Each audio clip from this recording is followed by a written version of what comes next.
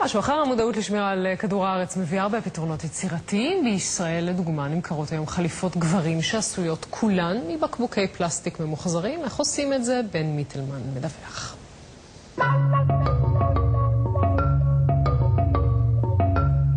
אם כדור הארץ היה מתלבש לאירועים מיוחדים, הוא כנראה היה בוחר בחליפה הזאת. זה ממש לא נראה כך וקצת קשה להאמין, אבל החליפה עשויה כולה מבקבוקי פלסטיק ממוחזרים. This is one of those suits.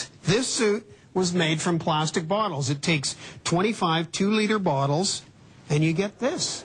מאז רשת בגיר הציגה לראשונה במנהטן את החליפה האקולוגית, קשה לעצור את הסקרנות. אנחנו הלכנו שם על קמפיין מאוד גדול, קמפיין שעלה בכל רשתות הטלוויזיה, ובו לקוחות הופתעו לשמוע שהחליפה הזאת הייתה לפני כן 25 בקבוקים.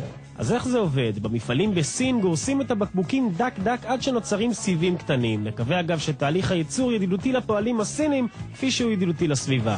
אחר כך את הסיבים הופכים לחוטים שמהם עושים מאוחר יותר את הבד.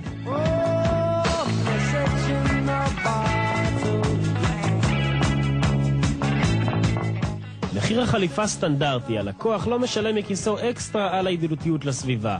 האם החליפה משלמת באיכותה? חד משמעית לא. זו הייתה המשימה הגדולה, וזה לא היה קל בתהליך הראשוני, ועבדנו על זה חודשים רבים כדי להגיע למגע ולמראה הנכונים. האמת היא יש לי עין מספיק מקצועית בטקסטיל, אבל אם לא היו אומרים לי זה לא משהו שאתה יכול לנחש.